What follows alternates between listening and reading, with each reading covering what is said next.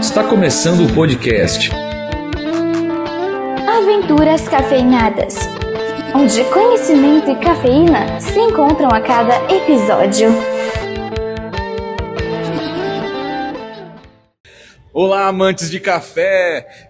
Seja todo mundo aqui, todos muito bem-vindos aqui, cafeinados e cafeinadas, a mais um episódio eletrizante aqui do Resenha das 12, aqui no restaurante Divina Ceia, este podcast que acontece aqui, o Aventuras Cafeinadas. Galera, faz um tempinho que a gente não se vê, faz um tempinho que a gente não dá aquela conversada, né? E hoje o papo tá super interessante, na realidade, como sempre, trazendo pessoas aqui interessantes. Eu sou o professor Ângelo Benetoli, estou aqui com meu estimado amigo, professor Éder Piccoli, e vamos para mais um Aventuras Cafeinadas, e hoje nós vamos abordar sobre um tema social de muita importância, o Dia Nacional de Zumbi e da Consciência Negra. Na realidade foi comemorado dia 20, mas hoje a gente vem conversar com vocês sobre essa temática.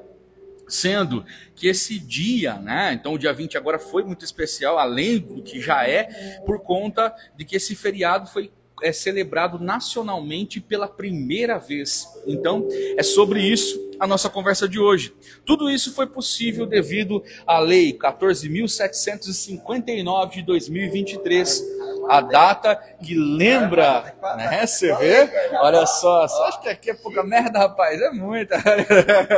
E nós estamos aqui, então, para falar um pouquinho e lembrar um pouquinho sobre a morte desse líder quilombola, Zumbi dos Palmares, que foi no dia 20 de novembro de 1695, que vai marcar essa luta da resistência dos afrodescendentes contra a escravidão e a resistência ao racismo nos dias atuais. Então vem comigo, hoje é dia de muita conscientização. Sirva-se então de uma boa xícara de café e vem com a gente. Não tem café ainda, cara, mas vamos chegar lá, cara. Mas vem com a gente, hoje é um dia de muita inspiração. Vamos lá para o nosso Resenha das 12. Olá, meus queridos, minhas queridas, meus cafeinados e minhas cafeinadas. Meus peleguinhos, tá nervoso hoje, tô nervoso. Meus peleguinhos e minhas peleguinhas, né? Então, como o Anjo já citou, veio até armado com a lei, tal, decorou todo o processo ali. Eu não decorei nem os artigos da Constituição. Mano, fala pra molecada na dissertação, coloca aí como é que eu chego na dissertação, coloca lá, ó, a Constituição Federal em um dos seus artigos garante, pelo menos já dá uma disfarçada. Fiz o papel. Entendeu? Então a gente recebe aqui, e por isso que eu tô, né, porque o assunto é importante, como o Ângelo citou, né, é o primeiro ano que nacionalmente, né, o Dia da Consciência Negra. Aliás, a gente fala consciência negra ou consciência afrodescendente? Ou é os dois? Os dois a gente usa consciência negra mesmo. Então, ó, e outra coisa, lembrando que foi tema do Enem, de redação. Verdade. Né? Então a gente vê a importância desse assunto. Então, né, é um prazer, uma admiração também, né? Outra coisa de agradecer a presença, porque sexta-feira, horário do almoço, a gente sabe que não é uma das coisas mais fáceis do mundo, né? Então recebemos a professora Ingrid Lima. Aliás, igual eu disse, se eu falar alguma coisa errada, você corrige, tá? Então, ó, nossa convidada é graduada em História, cursa o 6º ano de bacharelado em Direito, é pós-graduada em Africanidades e Cultura Afro-Brasileira, vice-presidente da Fundação Zumbi e Dandara, é aquela fundação do Bruno. Do parça lá. Bruno, abraço. Beijo, Bruno. Ó, palestrante com o tema Racismo e Suas Consequências, escritora do livro Com Ela, e escrevendo o segundo livro, como é que é? Acho que essa informação ninguém sabe. Em primeira mão! Em primeira mão, olha lá. Segundo livro intitulado Preconceito e Eu, que é o foco das palestras ministradas. E ainda, membro da Banca de Verificação Étnico-Racial do Núcleo de Educação do Estado do Paraná, em Umuarama. Nossa! É coisa, hein? Obrigado. Só tá um pouquinho aí ainda. Só tá um pouquinho, tem mais. Meu Deus do céu. Isso aqui é resumido, né? Então seja bem-vindo, obrigado. E vamos começar nossas perguntitas do horário do almoço. Lá. Justamente. Olha, Ingrid, uma satisfação. Tudo bem com você? Tudo bem. Excelente. Olha, a gente fica muito feliz em tê-la aqui conosco nessa conversa, nosso humilde conhecimento sobre esse tema. A gente tem aqui o nosso público, os nossos alunos, os pais de alunos, professores, e a gente espera trazer nesse episódio aqui muita iluminação, né, nas ideias desses indivíduos. Isso, abrir a mente com relação a esse dia. É bem isso, né? Bem nessa vibe. É bem essa vibe. Cara, eu vou falar uma coisa pra vocês aqui, não deu tempo, eu tava vendo lá, eu ia começar lá com uma música dos Racionais, cara, a parada aqui e tal, né? Falando sobre essa crítica social e tal, mas aí eu falei, não vai dar, cara. Mas na próxima a gente vai. Eu colocar o Samba da Mangueira, né? Ah, também, verdade. Olha, Da história brasileira. isso, tem bastante repertório pra você aí, cara. Hoje fica ligado aí que é repertório pra caramba. Ingrid, nesse primeiro momento, no primeiro bloco aqui de conversas, a gente sempre vem com aquela pergunta, né, crucial, sobre a sua trajetória pessoal, profissional, né? Vem aquela pergunta que ela é até incomodativa, né? Verdade. Quem é a Ingrid Lima? Conta um pouquinho dessa história para nós. Olha, hoje a Ingrid não é a mesma de antes. Eu sempre fui uma menina tímida, sempre fui uma menina retraída, até pelo racismo que eu sofri ao longo do tempo. Então, ao longo do tempo, eu fui me assumindo o cabelo, assumindo a cor de pele. Isso foi bem mais tarde, foi bem depois dos 20 anos. E aí, com isso, eu senti a necessidade de também dividir com alunos na escola que passaram pelas coisas que eu passei, dividir a minha história. Porque eu não tive nenhum professor negro no meu ensino médio, no meu ensino fundamental e na educação infantil. Eu vim ter um professor negro agora na faculdade de Direito, porque eu já fiz pedagogia, história e agora Direito. Então, assim, eu não tinha visto. E aí, essa representatividade eu percebi que é muito importante. Então, a partir daí, eu comecei a minha trajetória profissional, trazendo o pessoal pro profissional, né? Indo nas escolas, fazendo palestra, enquanto professora também, principalmente quem é professor de história sabe a conscientização. Sim. E a oportunidade dentro da história que a gente tem para poder falar sobre isso com autoridade. Então, aí, a minha vida pessoal, ela veio essa transformação na minha vida profissional e ajudou muito pelo fato de que a minha história, para transmitir para os alunos e eles terem um exemplo ali na prática. Tem um exemplo ali do lado, ó, eu passei por isso, você pode estar passando por isso, então vamos fazer diferente? Então, a Ingrid é isso, veio do racismo e transformou esse racismo em algo... uma melhora e uma conscientização nas escolas. Entendi. Certo. Assim, a gente vai dar continuidade aqui nessas perguntas, mas é interessante o que você está falando aqui, Ingrid, sobre essa questão, né, do preconceito, do racismo, né, como que as pessoas realmente tratam. Esse episódio aqui é para você entender que essa questão do racismo ela é real. Então não é uma coisa que ninguém está inventando, que as coisas são iguais para todos, não é. Às vezes até as pessoas não conseguem mostrar sua potência justamente porque são inibidas, né? Exatamente. São colocadas para baixo ali nesse cenário, né? E tanto é real que você viu a notícia, eu não lembro se saiu ontem, antes de ontem na Globo, que o cara pagou R$10 para chicotar um afrodescendente, foi lá em Belo Horizonte, foi um negócio assim. Exatamente. Olha a pira. Aí vem com o discurso, mas vocês estão inventando, a nossa sociedade não é racista, é mimimi. Nossa, essa palavra é o que eu mais escuto. Justamente. E as pessoas acham, por exemplo, que hoje eu não sofro racismo, mas eu sofro e muito, porque não são toda essa minha currículo que chega nos lugares. Quem chega nos lugares é a Ingrid preta com o cabelo crespo. Então as pessoas já julgam aí. E aí você vai vendo a diferença como você é tratado. Sim. Então, se eu saio, muitas vezes as pessoas ficam meio assim para atender, se tem dinheiro, se não tem, você é perseguido no mercado, eu já fui. Então agora quando eu saio, por exemplo, com um crachá, eu trabalho na Secretaria de Saúde da Prefeitura. Certo. Então quando eu saio com um crachá, as pessoas já me tratam diferente. Mas não é por mim, é pelo local que eu trabalho. Local que eu trabalho. Justamente, você vê como são as coisas, né? É demais. Os estereótipos sociais. Não, e aí a gente tem que ouvir isso, né? Tipo, a gente às vezes escuta, né? Ah, não, mas é que a gente já não tem mais, é do passado e tal.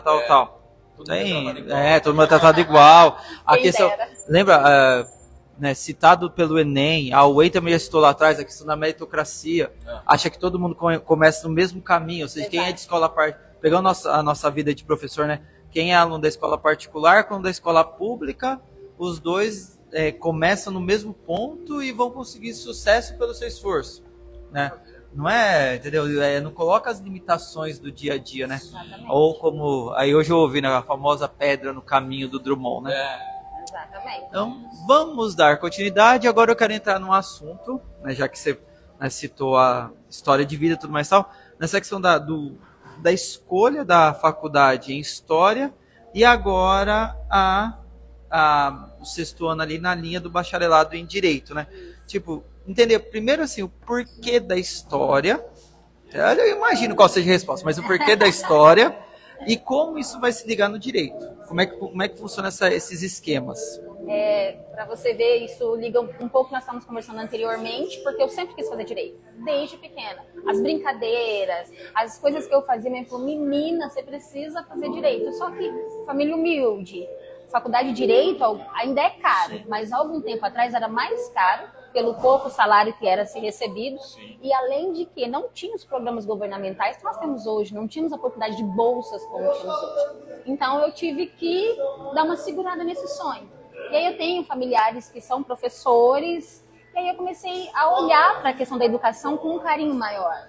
E aí, devido a isso, eu escolhi História. Fiz Pedagogia primeiro, e aí depois eu fiz História, e aí eu comecei, e aí juntou o útil ao agradável. Então eu peguei História como base para iniciar tanto a história real, que muitos professores não contam, da forma que precisa ser contada, e a representatividade.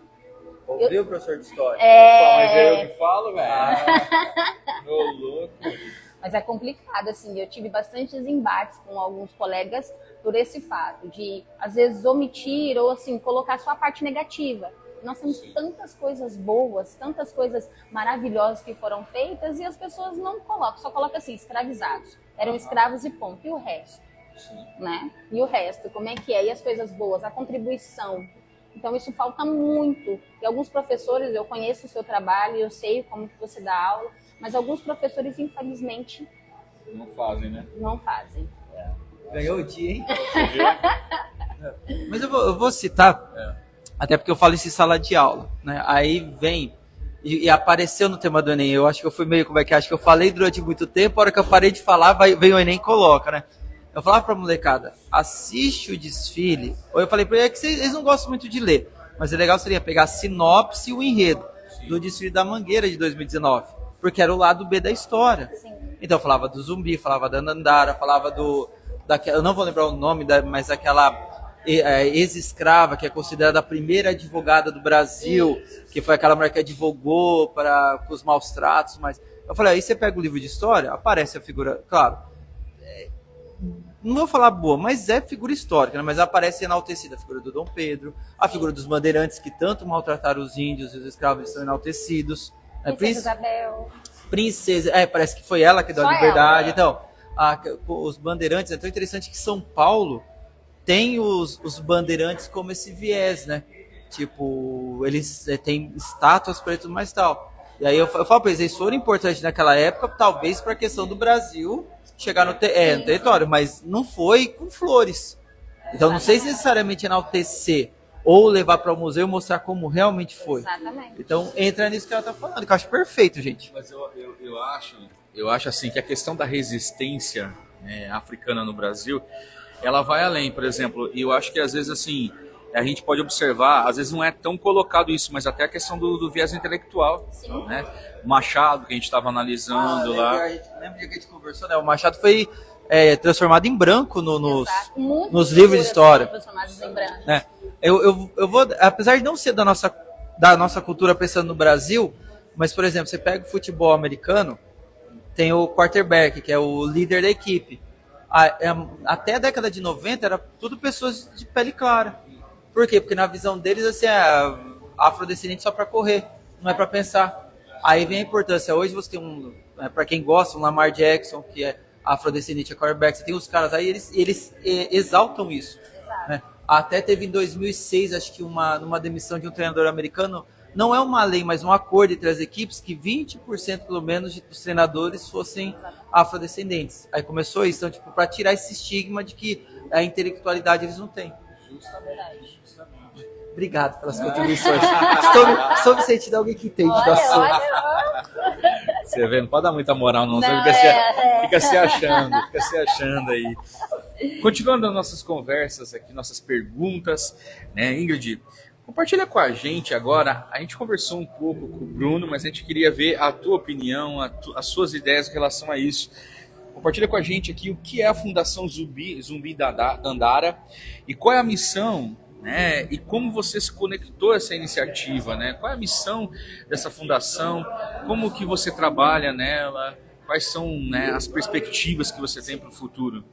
Porque assim, antes de ser fundação, era Coletivo Zumbi Dandara. Então ele foi fundado por mim em Curitiba. Eu passei um tempo em Curitiba estudando e lá tem a Praça Zumbi dos Palmares. Só que assim, Curitiba não dá o devido valor. Ela não está nem no roteiro turístico. E é linda, é algo lindo lá. E não tem esse valor. Então quando eu estava lá, a gente resolveu fazer esse coletivo. De juntar as pessoas negras, ir lá na praça, fazer evento, fazer estudo.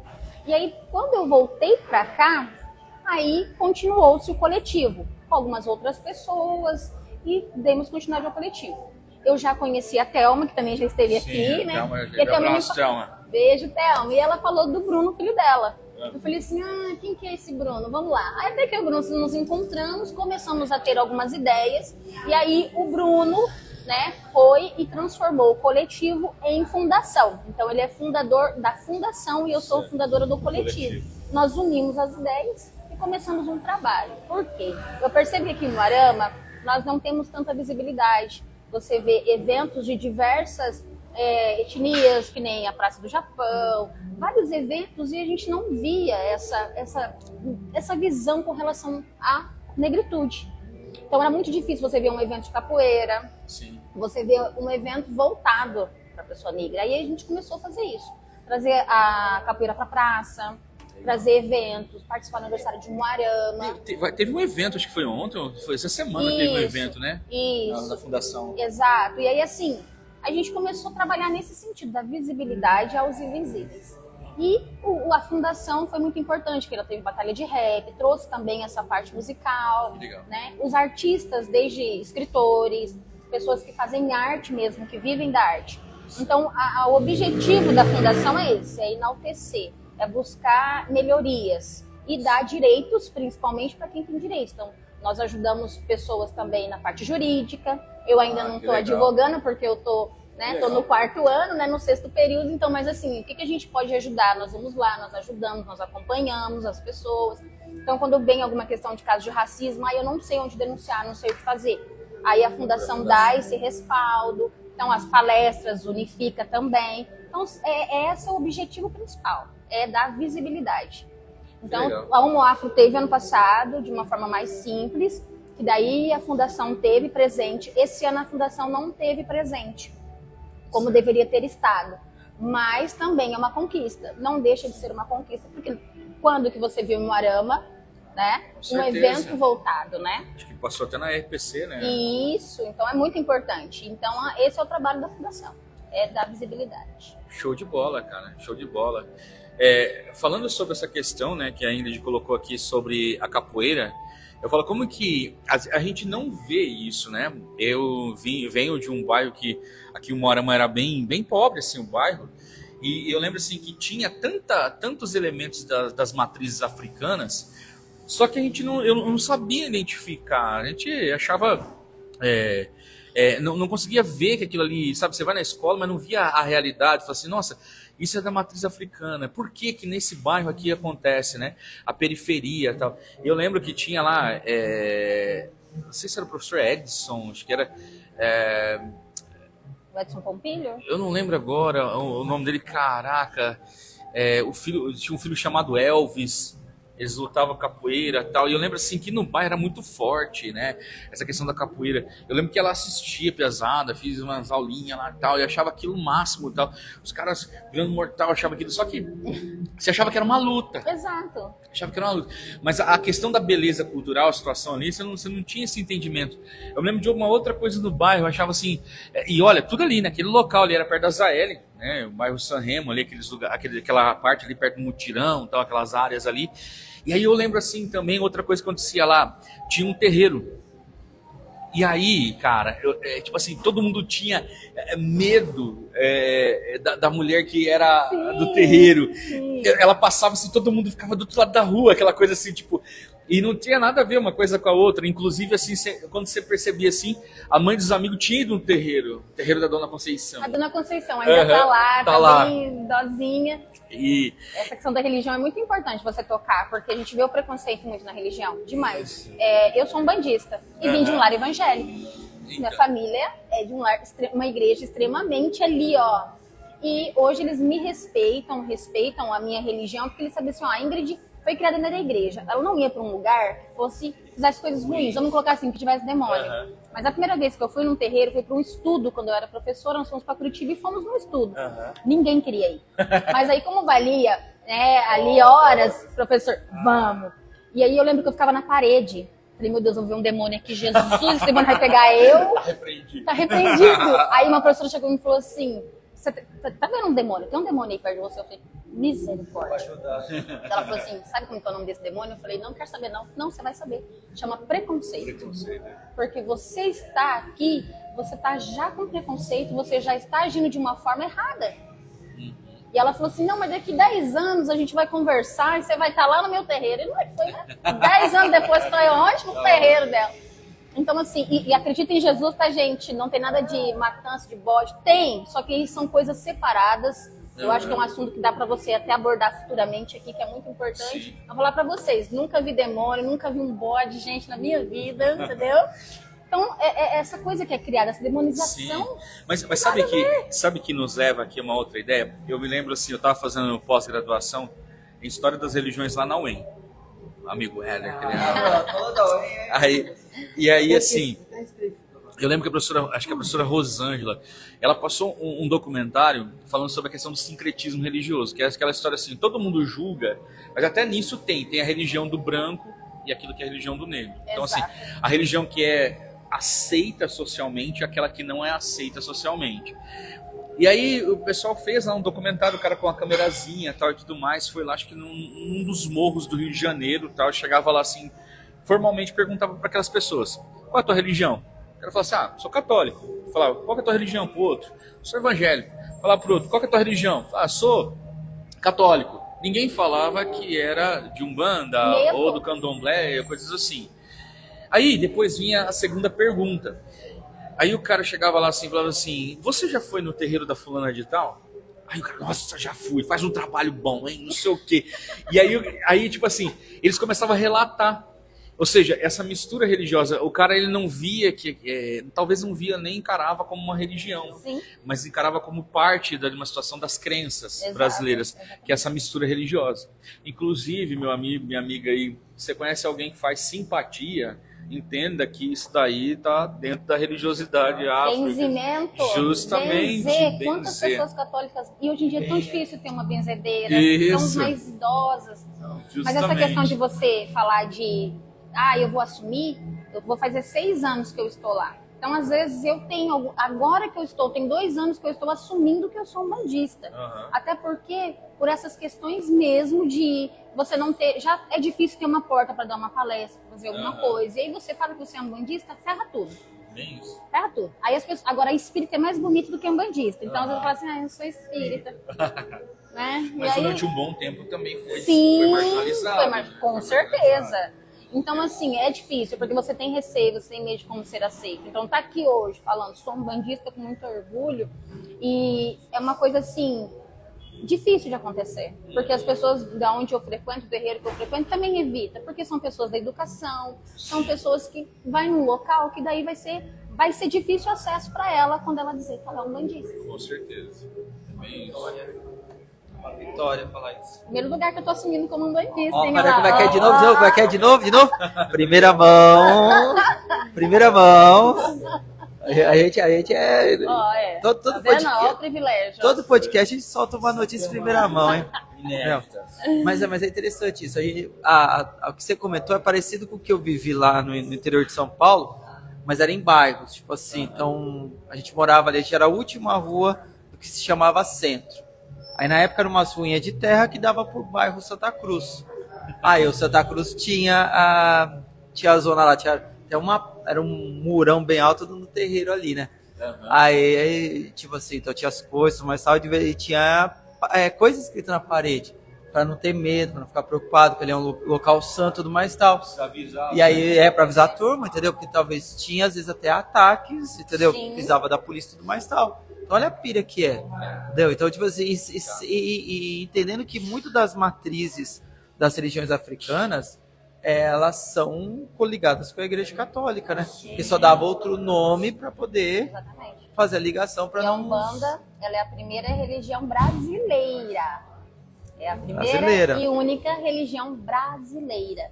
Agora, o candomblé, sim, tem algumas raízes. Agora, a Umbanda tem outros tipos de secretismo. Não são coisas separadas. Então, para você ver, qual que é a primeira religião brasileira? Umbanda. Não é o catolicismo, né? É a Umbanda. Aí como é que a gente ouve da galera? Valorizar a família tradicional brasileira. Aí você fala, tá, família tradicional brasileira. Então a gente tem que voltar a trabalhar com indígena, porque era aqui, e mexer com a parte de Umbanda, porque é a nossa religião. É bem isso mesmo. Eu tô inteirado do assunto, eu tô bem no negócio. Né? Continuando, já que tá muito bom esse papo na linha religiosa, mas vamos para a questão do livro. Agora eu fiquei curioso, quando ele citou lá 2 livros, o primeiro, né? Então, fala para nós esse livro Com Ela. Então, tipo assim, qual que é a história, qual que é a essência, né? Também assim, tipo, qual que são imagino que tenha, quais são as críticas, os direcionamentos desse livro? O Com Ela, eu engravidei na adolescência e minha filha faleceu com 5 anos. Ela nasceu com dificuldades, então ela faleceu. E aí, nesse tempo que eu era adolescente, eu sofri diversos preconceitos. Dentre eles, 20 anos atrás, minha filha teria 20 anos. 20 anos atrás, não tinha essa liberdade que nós temos hoje. Então, você engravidou, você tem que casar. Você tem toda essa questão. Família evangélica. Então, pensa como isso foi. E aí, ela nasceu especial. Então, aqui o Morango, por exemplo, você falava de Apai, era coisa de louco. A gente zoa até hoje, você vai tomar seu Gabernal. E aí, quando eu, por exemplo, fui comprar um Fenobarbital para ela, e aí eu vi a caixinha com esse nome de Gardenal, gente, eu desmaiei, porque eu falei, minha filha é louca. Aí até o farmacêutico me explicar que não é assim. Então foi assim, o livro ele fala isso, sobre esses desafios. A CADEV, as fisioterapias, a ecoterapia, a fisioterapia pulmonar, a APAI, o trabalho incrível que a APAI faz. Que é um trabalho assim excepcional de acolhimento, de cuidado. Para quem não tem condições, a questão do médico, você tem uma consulta com um neurologista, com um pediatra. Então o livro ele vai falando essa trajetória da dificuldade de engravidar na adolescência há 20 anos atrás e todo o tratamento que ela teve até o seu falecimento. Então é mais ela do que eu. Então por isso que o livro chama Com Ela. Isso. Lembrando que da PAI a gente trouxe a Tereza Loução, né? Aliás, como é que é? Futura vereadora de Cruzeiro, né? Assumi agora dia 1º de janeiro, tá? Ela citou um monte de coisa da PAI que eu não tinha nem ideia, até que ela é estadual, né? Pra mim era uma coisa não particular, mas se fosse assim, tipo igual o Interact, eu achei que tinha essa linha de uma entidade. Ela falou, não, é do Estado, o Estado mantém, então, nossa, fiquei admirado. Mas a PAI faz um excelente trabalho. Exatamente. Bem isso. Se você quiser assistir os episódios que nós estamos falando, das pessoas que estamos falando aqui, está disponível no YouTube. É só você acessar lá, tudo gravadinho, bonitinho, para vocês assistirem. Você vê só? Olha só. Continuando aqui, Ingrid, a gente vai usar um pouquinho mais. A gente falou das questões de primeira mão aqui. Agora, como o Éder citou, você está trabalhando no seu segundo livro, né, intitulado Preconceito e Eu. Isso. Agora a gente queria saber se você pode contar um pouquinho pra gente, né, falar sobre esse livro, o que a galera pode esperar dele. Isso, só gerar curiosidade. Só lembrando que o Com Ela tá na Amazon, tá? Então... Olha só, vamos deixar aqui a descrição depois, beleza? É só acessar lá, que ele tá lá, então pro Kindle, tá em PDF e, caso queira, o livro físico. Preconceito e eu percebi enquanto professora de história que nós temos poucos materiais para trabalhar a questão racial. Então você tinha que pegar material daqui, dali, juntar tudo e fazer uma aula ou fazer uma palestra. Então o Preconceito e eu vim para tirar essa ideia, para juntar tudo em um só. Então o Preconceito e eu volume 1, porque ele vai ter mais 2 volumes. Que legal. Aí o primeiro ele vai falar um pouquinho sobre a questão de muitas pessoas falam assim, lá na África tinha escravos, os negros se escravizavam. Então vai falar um pouquinho sobre isso. Depois vem da questão do alisamento do cabelo, fala um pouquinho sobre por que as pessoas começaram a alisar o cabelo. Não que seja errado alisar o cabelo, mas o errado é alisar quando eu quero ficar invisível, como foi o meu caso. Aí depois vem falando um pouquinho das leis, né, todas as leis, vem falando um pouco das cotas raciais, que é um assunto muito polêmico. E ele finaliza com histórias reais de pessoas que sofreram diversas formas de preconceito, porque preconceito é uma coisa e racismo é outra. Sim. Então, vem contando um pouco da história da pessoa, de o que ela sofreu e como ela superou isso. Então, o Preconceito e eu é mais ou menos nessa escala. Aí o próximo vai falar de cabelo, vai falar de algumas outras questões. Então, eu achei interessante juntar essas ideias para quando o professor falar, eu quero falar sobre isso, vou pegar o Preconceito e eu, vou abrir, tá aqui. Então, ter tudo no material só. Então, ele está previsto para sair em novembro do ano que vem. Show de bola. De novo. Primeira mão, novembro do ano que vem, previsão, tá? Mas, pontuando é isso, acho que a gente precisa dar uma... Eu não sei se... Agora eu estou falando com 2 professores de história, né? Porque eu pego um pouco a história para a parte da literatura, que é o que eu trabalho, né? Tanto é que eu tive na UEM o começo, mas depois tive que mexer no mestrado, com a parte da literatura africana. Então, Pepe Tela, Água Luz, a gente começou a estudar eles e é muito gostoso, são obras maravilhosas, bem diferente da nossa realidade, né? Apesar de ter o Mia Couto muito parecido com o Graciliano Ramos, mas ele é muito bom. E eu acho que não sei se eu posso usar para os meus queridos professores de história, mas falar assim, está na hora da gente reescrever a nossa história? Será que a gente pode fazer isso? Eu acho que é uma questão interessante, falar assim, você vai falando de materiais aqui e tal para poder trabalhar. Eu vejo assim, nos materiais de uma maneira geral, a gente tem assim, falando sobre a questão da África em alguns momentos. Então, por exemplo, o aluno de ver no ensino fundamental 2, claro, no fundamental 1 deve ver alguma outra situação, mas assim, acredito que bem pincelado também, mais em datas comemorativas. E aí você vê no 7º ano, falando sobre a questão da África. Depois você não vê mais falando nada, a não ser a história do Brasil. Aí vai falar e vai enfatizar, igual você citou aqui, a questão da escravidão. Né? Você não tem mais assim, nada colocado. Quando você fala dos movimentos de uma maneira geral, o apartheid, fala-se uma situação, não é do Brasil, mas é uma questão da luta negra no mundo todo, fala-se pouco, você pega lá falando sobre, praticamente nem se escuta falar de Martin Luther King, entre Malcolm, né? Era isso que eu ia pontuar. Nos anos 2000, eu não vou lembrar o nome do filme, mas eu assisti um filme tão lindo sobre essa luta lá nos Estados Unidos. Só que o filme não falava do Martin Luther King, ele apareceu numa fala só, contando assim que os afrodescendentes eles começaram a entrar no lugar que era só para os brancos. Então foi uma luta meio que silenciosa. Eles não foram para briga, eles só começaram a ocupar o espaço que era de direito deles. Então, tipo assim, a gente não vê isso no livro de história. Eu confesso que eu não vou lembrar da minha época de estudante, eu não lembro de ter estudado Martin Luther King, ter estudado tal, mas eu não lembro de ter estudado a forma como isso foi nos Estados Unidos. Na realidade, tudo que fica é por encargo do professor. Exato. Né? O professor que ele quer aprofundar mais, ele entra nesse tema, ele vai contar lá, por exemplo, você vê alguns eventos lá como o da Ku Klux Klan, né, que é fora de base, que pegavam lá os negros, linchavam os indivíduos, faziam coisas horrorosas. Se você for ver assim, as coisas do Brasil fica fichinha, né? Tipo, perdão, estou dizendo que não tem, é claro, são horrores que ocorrem, mas assim, eu acho que o Brasil ainda vive muito naquela história do politicamente correto, entendeu? Então assim, eu disfarço, eu maqueio a violência. Exatamente. Então, tipo assim, lá é explícito, né? Então, quando o professor quer, e ele tem tempo para isso também, que é a questão, porque tem a base, não está na base curricular, assim, aquela ênfase nessas questões. Para a gente até continuar as perguntas. O dia que eu fui explicar o livro, meu pai do céu, eu sempre travo no nome, da poligamia, o Niketsi, meu pai do céu, fugiu o nome, Paulina Chigiani. Quando eu mostrei as fotos de, acho que é Moçambique que passa a história, que eu fui mostrar a capital, tipo, os prédios, era tecnologia de, vamos dizer assim, Sim. os moleques olharam pra mim, ué, professor, isso tá na África?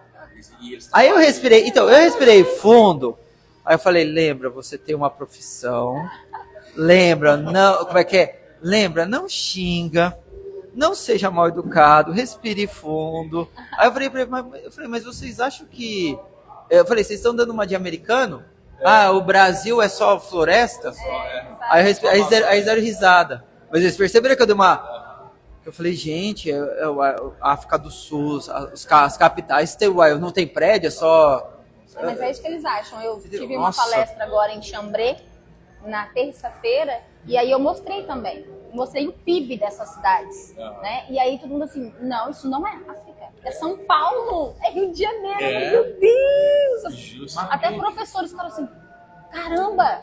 Então, Justamente. você vê, não é uma realidade distante que você está falando, isso é no nosso dia a A capital é dia. Maputo, ela mostrou foto de Maputo, a molecada olhando pra mim, como? Mas é engraçado, a gente trabalha isso, pois uma das primeiras coisas quando vai começar a falar sobre a realidade africana, sobre essas questões, é trabalhar justamente essa questão assim, para ver que, ainda tem umas perguntinhas no livro que a gente usa lá, o que você lembra quando você lembra de África, você lembra do quê? Aí o cara fala assim, leão, girafa, o deserto, né? A pobreza, tal. Aí você vai dentro dessas ideias, olha, lá tem isso, lá tem toda a tecnologia, a questão é a disparidade social, Exatamente. como acontece conosco aqui.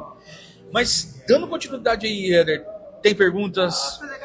Hoje os peleguinhos aqui, os cafeinatas estão entrando e saindo. Então tá um entra e sai maravilhoso aqui. Mas não, tá. Vamos lá, vamos continuar aqui, ó. Mas então vamos agora para o nosso merchan, a hora do jabá, cara. Vamos lá, que é muito importante. Além de você poder encontrar o livro com ela na Amazon, tá? Exato. Além de você poder encontrar o livro lá, nós temos aqui também, estamos aqui no restaurante Divina Ceia. Daqui a pouco vem lá aquele pratão gostoso que nosso amigo Júlio traz sempre aqui. Tô com fome também, cara. Sabe que gordo nessas horas, rapaz, já começa a ficar agoniado, meu Deus do céu. Olha só, você tá aí também com fome, agoniado, vai lá, entra no WhatsApp, pede aqui. Pede aqui, ó, pro Julião, 44-3152-1852. Lembrando, ó, 44-3152-1852. Ou quer vir aqui, ó, o programa tá acontecendo ao vivo. Aqui não tem nada de gravado não, meu amigo, minha amiga. É só você vir aqui, pertinho da Regina dos... Ó, Regina Calçados de novo. Rainha dos Calçados, cara, olha só. Você segue aqui, você desce aqui a rua Arapongas, número 3923, rua Arapongas 3923, tem o Senadinho aqui, onde a galera gosta de tomar uma cajibrina, fazer os seus negócios aqui, né? Só você chegar aqui, o Julião tá bem na esquina, o restaurante Divina Ceia. E no mais, gente, como dizia, né, o outro, podia estar matando, roubando, mas estou aqui humildemente pedindo, se inscreva, sou professor, cara, só por isso você já olha e fala assim, vou ajudar esse cara, vou ajudar esses caras. Ela tá indo para advocacia agora aqui, tá, mas é professora também, tá? É os três aqui, tem jeito. Então olha só, segue as nossas redes sociais aqui do Divina Ceia o Moarama, tá, no Instagram. Nós aqui, Aventuras Cafeinadas, você tá aí, velho, não custa nada você seguir a gente, tá? Segue a gente, dá essa força aqui pro canal, trazer cada vez mais pessoas, a gente continuar firme e forte no ano de 2025, beleza? Segue aqui o Divina Ceia, segue o Aventuras Cafeinadas. Gente, você ajuda pra caramba se você se inscrever no nosso canal lá no YouTube. inscreva-se no canal Aventuras Cafeinadas. Depois o programa será editado, colocado bonitinho lá. Programa que nós estamos falando aqui com a Ingrid, falando nesse Dia da Consciência Negra. Se inscreve lá. A gente também tem um podcast, né, no Spotify, também está lá. Temos que atualizar um pouquinho. Agora, esse final de ano, vou ter tempo para atualizar ali bonitinho. E se você quer ser um patrocinador da Aventuras Cafeinadas, vamos. Entre em contato aqui no 449-9959-1026. Lembrando que 2025 vai estar top, hein, cara? 2025, espera aí, aguarda que a gente vai ter bastante coisa para vocês aí dentro do Aventuras Cafeinadas, né, Ederzão? Vamos lá, continuando. Isso. Ó, o site está sendo feito, daqui a pouco sai o site aí também, nosso Aventuras Cafeinadas.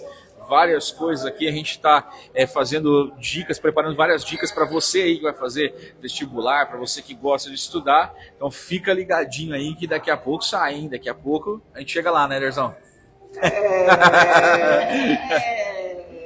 Vamos continuar? O famoso Júlio, né? 3 empregos. Isso, mas vamos. É mal de professor, quem não, né? Quem não tem 3? Quem nunca? Quem nunca? Ingrid, nesse segundo bloco, então, a gente vai focar então, no Dia Nacional de Zumbi da Consciência Negra, né? E a gente gostaria que você falasse para os nossos cafeinados e cafeinadas qual é o significado desse dia para você e como ele pode nos inspirar na construção de uma sociedade mais igualitária. É uma coisa que a gente sempre fala, que às vezes pode se tornar até cansativo, mas é um dia de conscientização e reflexão. Aí as pessoas têm que se questionar o porquê a importância desse feriado, por que existe, por que 20 de novembro. Então eu vejo muitas vezes as pessoas elas pecam por falta de conhecimento. Porque hoje a gente tem aí, né, tá em Google, tem materiais incríveis que você pode ir lá pesquisar, tira um pouquinho do seu tempo para pesquisar. Então para mim esse dia é de extrema importância para essa conscientização. A gente vê toda essa luta e depois a contribuição e o descaso dessa contribuição. Porque quando eu coloco, por exemplo, nas minhas redes sociais que teve um médico que fez tal coisa, foi o primeiro negro que fez isso, as pessoas ficam, mas como assim? Eu, por exemplo, sou super roqueira. E aí eu fui dar uma pesquisada. Essa é das nossas. Fui dar uma pesquisada e vi que as primeiras guitarristas era uma mulher negra incrível que fazia um solos de guitarra incrível. Então, muitas vezes isso é desconhecido. Tem que falar um pouquinho sobre isso, falou de música, cara, é massa. O jazz, o blues. O blues. Né? É a origem. Exatamente. Aí se você pega todo... Isso... Eu acho que os Beatles originais. Então, Fica aí. É isso que eu falo. Eu tava pensando, cara, com o meu violão, eu falei assim, cara do céu... Se eu tivesse a habilidade que esses caras têm, criaram o bagulho, o negócio, é muito doido. Tipo assim, e criaram tanto no Brasil. Exato. Eu falo assim, a musicalidade que o negro tem, cara, eu falo assim, cara, é demais a coisa assim. Eu sou apaixonado por samba. O nosso samba é um exemplo perfeito. Saber a história da origem do samba, né? Ele era na frente, ficava tocando as músicas que eram ditas do centro, para a polícia passar e achar que tá tudo bem. E no fundo, como é que é? Por isso que tem samba de terreiro, samba de fundo de quintal, porque no fundo comia o samba. Então, olha aí. E todas, né, o rap, que você falou de racismo. Então, tipo assim, tudo tem essa origem e as pessoas não veem isso. Nem só, tipo, Elvis, né, igual você falou dos Beatles. Os branquinhos. Cadê isso? E o Elvis estava onde? Exatamente. Nas igrejas evangélicas negras, né? Exatamente. A questão do soul e tudo mais, né? É isso aí, então cara. é essa importância que nós temos que dar, essa reflexão. Tu não fala assim, mais um feriado, pra que feriado? É para conscientização mesmo, e a importância que a nossa história tem que ser colocada. Ela foi muito tempo escondida, muito tempo até desvalorizada. Então a valorização da nossa cultura, a valorização da nossa história é de extrema importância. Então por isso a importância desse dia. Eu acho legal, agora de novo, vou entrar num campo que você me corrige se eu falar alguma coisa errada, tá? Mas é assim, eu acho essa ideia interessante, acho maravilhosa. Até um dia eu estava conversando com o Gabriel, que é professor de história, amigo nosso também. Gabriel, ele foge, ele tem medinho de vir aqui, ele tem medinho de vir aqui. E um dia a gente estava conversando sobre essas questões, mas ele deve ter uns 2 anos essa conversa. E eu citei para ele que eu achava que estava na hora, porque a gente sempre ouviu das minorias o discurso do sofrimento, que não é, pelo amor de Deus, é um discurso correto e tudo mais. Mas eu falava assim, ó, já tá na hora de virar a chavinha, tipo assim, e começar o processo de valorização. Aí eu citava, eu não vou lembrar se eu tô certo, mas é o Fernando Holliday, acho que é assim, acho que é deputado em São Paulo. Eu não sei se é ele, que ele defendia essa ideia, tipo assim, de entrar nos espaços e valorizar a cultura afrodescendente. Eu não lembro se é ele, eu não tenho certeza. Então, é o contrário, né? É o contrário. Então deve ser, mas era um deputado ou um vereador de São Paulo. Lembro que era alguém ligado às lutas das minorias que falava isso. Falava, gente, já não é mais a hora da gente. Agora é o discurso da valorização. Sim. Então, por isso que eu acho importante ter o feriado. Um medo que eu tenho, uma coisa pessoal, é que o feriado estigmatize e só se discuta isso no mês de novembro. Esse é um medo que eu tenho. Eu não sei se como é que fala? Se esse meu pensamento tem uma lógica ou não. Porque, por exemplo, aí fica a semana do dia 20, faz os eventos, se discute e o restante do ano acabou. Mas a gente tem esse problema muito antes do feriado. Por exemplo, minha agenda super tranquila nos inícios de ano. Chega setembro e outubro, minha agenda lota. Por quê? Porque a escola tem que cumprir o que tem que fazer, as escolas têm que cumprir, tem que ter alguém para fazer. Então e o resto do ano? E o resto das discussões? Então isso a gente tem um problema antes do feriado. Já temos esse problema há muito tempo. Porque esquecem que o racismo não acontece só em novembro. Sim, era isso. Ele acontece, eu sofro racismo em janeiro, fevereiro, março, dezembro. Mas aí, como preciso cumprir calendário escolar, o que eu vou fazer? Eu vou fazer. Então, assim, não é uma crítica, mas é uma observação. Eu acho que essa discussão, e tem na grade curricular, tem. Mas eu preciso enfatizar novembro. Então é um problema já. Então você não é um surto de dele. Porque assim, eu falo, por exemplo, a gente tem quando entra no Brasil e fala do romantismo, tem Castro Alves. Então normalmente eu falo do Castro Alves no meio do ano. E eu já começo a pontuar. Depois eu entro na literatura de cunho eu não vou falar feminista, mas de cunho feminino. Que aí entra a literatura europeia, né? A Agatha Christie, nossa, falei errado, a Mary Shelley, a Dan Beth, já começa a citar essas autoras. Aí a molecada fica olhando pra mim e fala, gente, mas a gente vai trabalhar o feminismo e vai trabalhar vários assuntos. Aí eu falo pra eles, mas não é só num mês ou tal. É que nem eu falo pra eles, não é, como é que é, Outubro Rosa. Sim. Tem que se discutir o ano inteiro. Exatamente. Não é Novembro Azul, não é fevereiro, como é que é? Acho que é Março Amarelo, no laranja e tal. A ideia Setembro Amarelo. Então. Isso aqui seja uma coisa natural. Então. Discussão. O meu medo é que fica isso, tipo assim, aí você vai discutir só sobre tendências suicidas no mês que é dele. Então, quer dizer, aí, igual você citou, a pessoa sofre racismo o ano inteiro. Então o cara só tem tendência suicida naquele mês, não tem no outro. Exatamente. Claro que é legal pro lado, porque aquele negócio é o mês que se debate. Sim, é legal ter os eventos, é muito bacana, mas eu acho que tinha que fazer toda uma conscientização e finalizar, vamos dizer, o ano com um evento, alguma coisa. Depois vamos de novo. O negócio é não parar. Justamente. Ótimo. Então vamos aproveitar nosso viés aqui de observação, de criticidade e tal, e agora vamos pensar em nós, professores. E o papel da educação e de nós sermos educadores também. Como é que a educação ela pode contribuir para esse combate? Como você citou lá, preconceito e racismo são duas coisas diferentes. Então, como é que pode a educação ajudar a combater o preconceito e, ao mesmo tempo, ou em paralelo, combater o racismo? Sim, eu percebo assim, que as pessoas falam assim, o professor não é tão valorizado como era antes. Eu já acho ao contrário. Nós ainda modificamos pensamentos, nós ainda implantamos o conhecimento. Então eu acho muito importante o professor estar sempre atualizado, né? Sempre consciente, coisas básicas, a forma que eu falo, dizeres antigos que são racistas, e eu vi professores falarem, como por exemplo a professora foi me levar até uma palestra, ela falou assim, eu tava falando das menininhas, sabe, eu chamo elas de mulatinha. Nossa!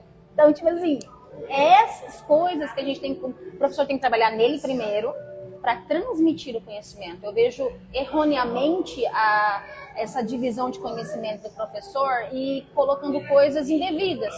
Se eu não sei, eu sempre falava isso para meus alunos, se eu não sei, eu pergunto. Eu chego aqui com vocês e eu sou humilde em falar que eu não sei, eu vou pesquisar. Não é meu lugar de fala, mas eu vou tentar. Então, eu acho que precisa dessa conscientização dos professores e essa transmissão de conhecimento de uma forma mais adequada. Porque nós ainda transformamos mentes. Nós ainda somos extremamente importantes nessa geração que está vindo. Né? Porque os antigos é um pouco mais difícil de você tirar da cabeça deles, de não chamar de cabelo ruim, e vários outros dizeres. Mas esses novos, eu acho que já tem essa, sabe, essa tendência de conseguir nutrir mais. Então, eu acho que o professor, ele tem um papel extremamente importante, a educação também, porque é através dela que nós transformamos mentes. Acho que é isso. Certo. Ai. Acho que tudo que eu penso de ser professor, você sintetizou e resumiu. É bem isso mesmo. A gente ainda tem o poder de transformar o mundo. Com certeza. A gente não muda as gerações antigas. Como é que é? Brincadeiras à parte, mas é a teoria da Otian, né? Pau que nasce torto nunca se direita. Infelizmente, não mas tem como. as gerações novas a gente consegue mudar. Eu acho. Agora eu respiro até. Mas eu acho que essa questão do professor, né, não ser valorizado, eu acho que eu acho que é algo construído, a ideia. Exato. Né? É justamente para sufocar. Olha, sabe aquela ideia da consciência da classe, né? Exato. Então, eu não tenho consciência de quem eu sou, tal e tudo mais. Eu olho e falo assim, realmente eu sou ruim, né? É o que acontece com o preconceito. Sim. Eu te jogo, né, lá para baixo, tal, para você não mostrar a tua potência. Exatamente. E você não vê a tua importância social, né? E acho que isso que é um sistema conjuntural, acho que na nossa sociedade, essa tentativa de, olha, a educação não presta, a educação isso é desde Sócrates, né? E isso é tão engraçado que se você vê advogados, você pega por exemplo, vamos supor que um advogado tem um problema aqui no Paraná. Quem defende dele é um cara lá do Nordeste. Por exemplo, vamos pegar a linha dos advogados e médicos, vamos supor assim, são tudo unidos. Aí você pega professor, horário de intervalo, dá aquela tropeçada. Exatamente. Aí parece que o professor gosta de ver o outro. Tá. É um ego. Só para fechar essa questão de professor, o primeiro ato de racismo que eu sofri, que eu vi que era racista, foi do professor de história. Foi de um professor de história que quis provar a teoria da evolução. Meu Deus. E me colocou, eu e um colega, como um exemplo. Então, isso é para vocês terem uma ideia de... E ele continua na educação, gente. Continua dando aula. Espero que... Ele disse para mim no final e para esse meu amigo, espero que vocês evoluam. Nossa Senhora. E aí, foi exatamente isso. E aí, depois eu fiz o meu estágio com ele. E ele mó orgulhoso, porque eu fui aluna dele sempre, assim. Na terceira série ou terceiro ano, no mesmo colégio. E aí, ele fez o maior discurso que eu era. Eu falei, não, eu vim aqui pra mostrar pra você que nem é assim. Contei a história e falei, olha, professor, eu espero que você evolua. Então, olha a importância do professor. Ele marcou minha vida toda. Eu fui ali saber que o racismo é dolorido. É umas coisas, né, que não tem cabimento, mas né? por um lado também que deveria machucar, fortalecer. Exatamente. Olha só. Não, que o que ele tem que fazer é certo. Exatamente. Com certeza. Ô Ingrid, agora, pensando aqui, né, nessas questões que todas elas que a gente está abordando, quais avanços e desafios que você acredita que a população negra ainda enfrenta no Brasil em termos de representatividade e direitos? Tá? Como que tá essa situação? Olha, eu vou dizer para você assim, nós já avançamos. Não posso mentir e falar, não, nós temos muito que avançar, mas nós já avançamos. Por exemplo, eu estar fazendo direito hoje é graças a um programa social que me proporcionou hoje estar fazendo a faculdade dos meus sonhos. Então, esse avanço é muito importante. Eu sempre falo para os alunos, usem FIES, ProUni, cotas raciais, cotas sociais, porque é o que te faz, você não vai ser um profissional inferior por causa disso. Você não vai ser um profissional porque você está usando uma questão social. Tentativa de igualdade. Exatamente. Então, assim, nós avançamos nesse sentido. Não é o melhor que temos? Infelizmente não. Mas é o que temos para chegar lá. Então, tem esses avanços de... Nós já vemos, por exemplo, agora, eu não sou muito de novela, mas agora nós temos uma novela chamada Garota do Momento, que grande parte dos seus protagonistas são negros. Eles estão contando histórias de orixás na Globo, gente, 7 horas da noite. Como isso é possível? Então, isso é um avanço muito grande, porque a gente só via empregadas negras na novela, só viam pessoas que precisavam de um branco para se salvar. Então isso, para mim, é um avanço. Minha mãe está sentada assistindo uma novela onde tem uma pessoa parecida com a filha dela, para mim é incrível. É uma representatividade. Então houve esse avanço. Só que nós temos muito que avançar. Essa nova lei, que o Ângelo citou inicialmente, que antes era a Lei 7.716, depois de 2023 teve essa mudança, ajudou muito. Porque daí agora não é só ir lá e pagar uma cestinha básica, agora você vai ser indiciado. Seu nome, se você cometer um ato de racismo, você vai ficar com o nome manchado, você não vai conseguir fazer concurso público, você não vai conseguir fazer nada. Uma coisa que vai ficar, não prescreve mais. Então, isso é muito importante. Mas ainda temos muito questão de racismo velado, como você falou, né? O julgar a pessoa pela cor de pele, ainda a questão do alisamento do cabelo, né? Porque não é um padrão, né? Tanto que já teve Miss, quando a menina que mora aqui, que ganhou o Miss Moarama e depois foi pro Miss Brasil, a última que tinha ganhado antes dela negra foi em 86.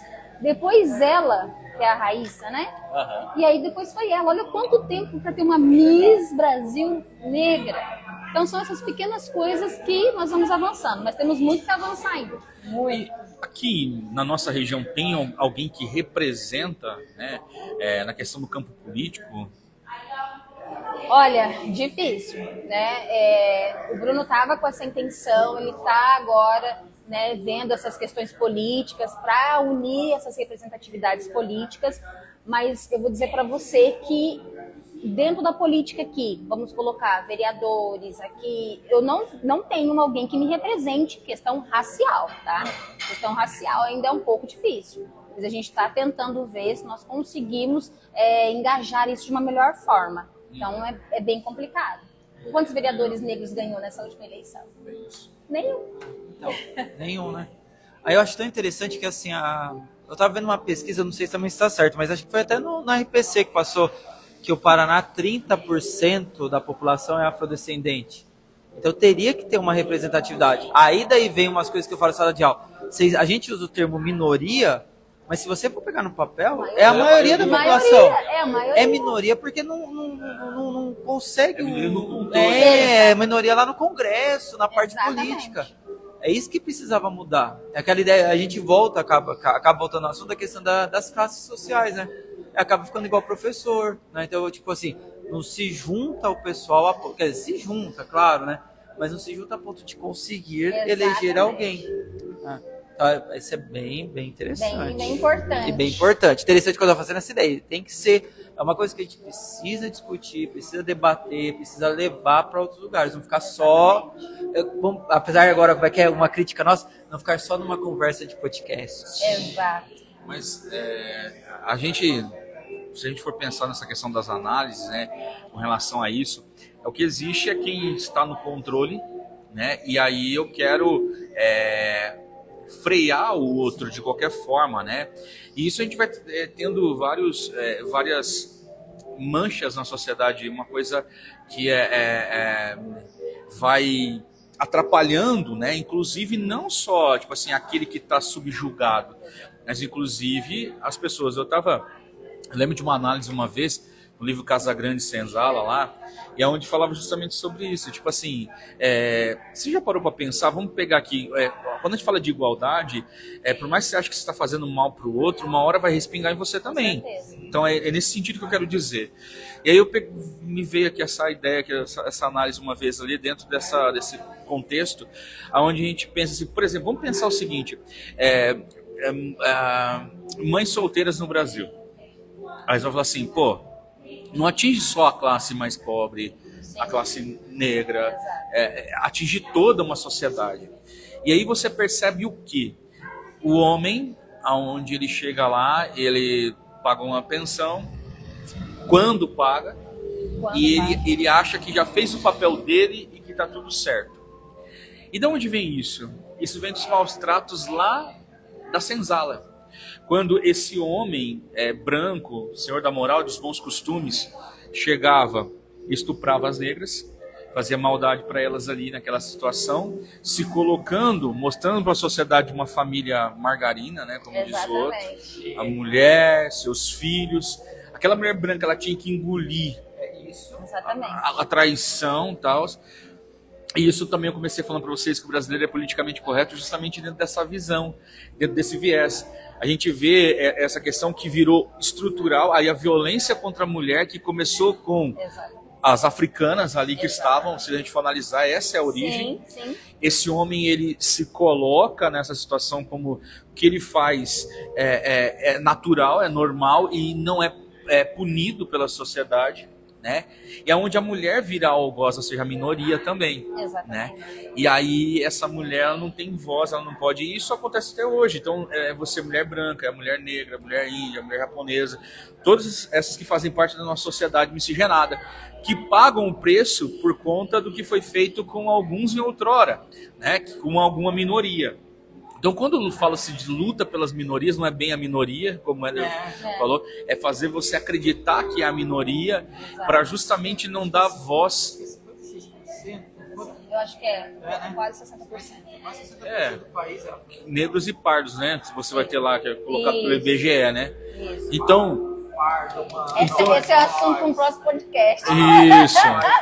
Então a gente vai observando essas questões aqui e tal, e daí assim, não ter essa representatividade muitas vezes no Congresso, ainda acredito que está dentro dessa questão estrutural, assim como depreciar a imagem do professor, assim também com relação à representatividade afro no Brasil. Assim como não dar chance de entrar na universidade. Justamente. Por que a história das cotas deixa os burga tudo fervoroso? Nossa. Porque a filha da empregada pode fazer medicina. Exatamente. Coisa que era só o filho do dono da indústria.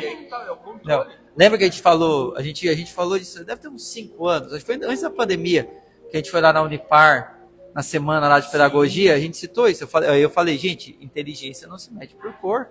Exato. Eu falei, não é isso. A cota, ela visa equiparar um passado histórico que atrapalhou muitas classes. Eu falei assim, é a questão de você tentar a meritocracia.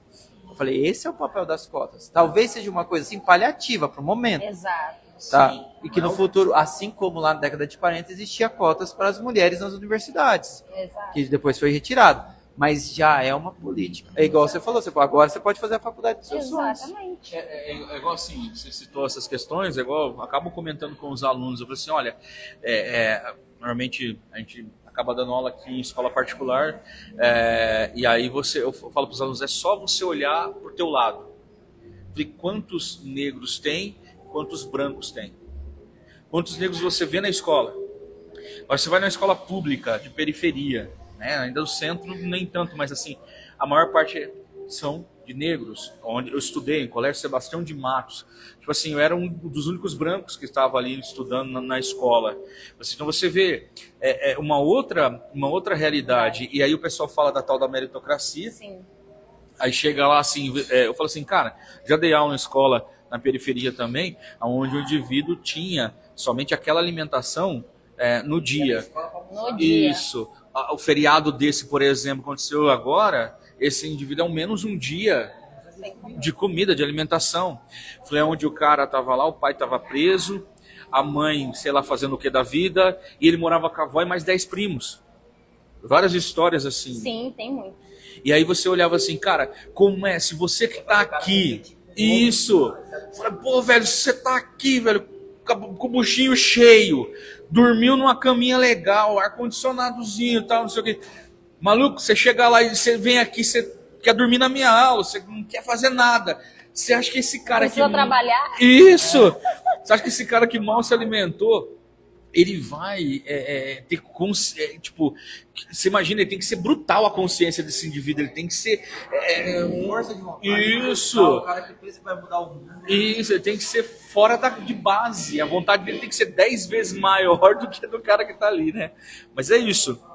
Olha, eu vou ter que ser o portador de notícias complicadas. O papo tá maravilhoso, tá uma delícia, mas como todo bom professor que tem mais de um emprego, né?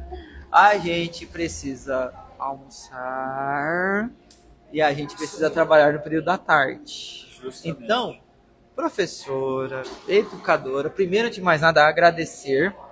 Confesso, É com dor no coração que eu tô fazendo. Deixou pra mim, ó. Você É viu? com dor no coração que eu tô tendo que finalizar esse podcast. Mas assim, primeiro agradecer, né? Essa questão de, tipo, horário do almoço. As coisas básicas, eu falei, horário do almoço faz. E outra, agradecer também a boa vontade de se apresentar, porque talvez aquela ideia assim de não quero, não sei o que lá, vou falar disso e tal. Igual, por exemplo, citar a história da sua filha, como tem no livro. Vim aqui falar de questões relacionadas à cor, eu sei que mexe com feridas, eu tenho certeza disso, mexe com feridas. Então, primeiro, agradecer essa disponibilidade, tá? E assim, se possível, para nós e para os nossos cafeinados, cafeinadas, nossos peleguinhos e peleguinhas, deixar, né, se quiser, claro, os contatos das redes sociais, dos projetos lá da fundação, né, tudo, e o que vai ser, porque eu imagino que vocês não trabalhem só em novembro. Não. Eu tenho certeza disso. Então, tipo, quais são os próximos projetos que tem lá e como a gente pode acompanhar esses projetos, até pra gente, de vez em quando, ir lá fazer uma visita. Tocar um violãozinho, né? Tocar um violão. Não. Então, quais seriam os contatos para nós nos interarmos? A Fundação, ela tem o Instagram, né, que é só você procurar Fundação Zumbi Dandara, tem um grupo no Facebook, assim como uma página no Facebook também, Fundação Zumbi Dandara. O meu é o Projeto Preconceito e Eu, daí tem tanto no Instagram quanto no Facebook. O Com Ela, que também tem uma página, daí também ele, como eu disse de novo, tá na Amazon, então só procurar lá que tá lá. E todos os meus trabalhos envolvem Preconceito Eu. Você coloca Preconceito Eu lá, você vai achar tudo, até telefone, tudo que você pode entrar em contato comigo. E assim como a Fundação.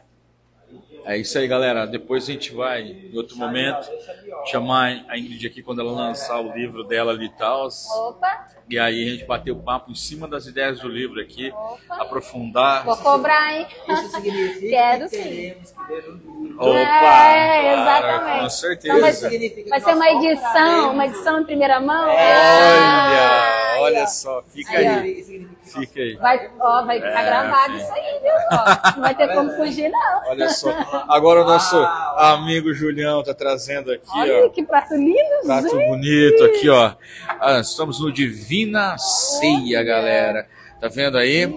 Olha que nos espera. Tá cheiroso, cara. Nossa, cara. Agora, igual eu falei assim, a hora que o gordo fica mais feliz, cara. Chega aqui. Tá aqui, ó. Até o sorriso. Olha só, cara. E, gente, estamos acabando o nosso episódio de hoje. Pra você que curtiu mais uma vez. Tristeza. Encarecidamente. Curta as nossas redes sociais. Curta aqui no Instagram, @Divina Ceia Umuarama, curte aqui o Aventuras Cafeinadas, se inscreva no nosso canal, cara, dá essa força pra gente continuar trazendo pessoas cada vez, né, tipo assim, pra ter mais conversas, pra gente continuar esse projeto.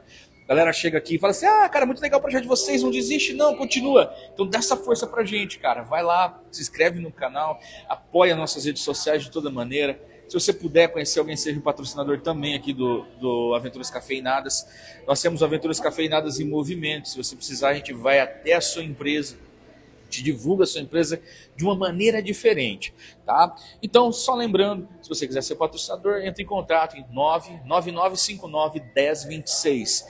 Lembrando agora que nós teremos mais um podcast neste mês. Sexta-feira nós conversaremos com a sensacional também professora, né? A professora Shirley, a professora Cher. Nós vamos conversar com ela aqui. Vamos abordar sobre a questão do paz, né? Paz da onde? Pazuem. Vamos conversar aqui. É a nossa próxima convidada. Ficamos por aqui. Enquanto isso, eu fico com inveja que agora a gente vai comer. Mais uma vez, Ingrid, muito obrigado. Eu agradeço pelo convite, estou à disposição. Tamo junto. Até mais, gente. Falou, tchau, tchau.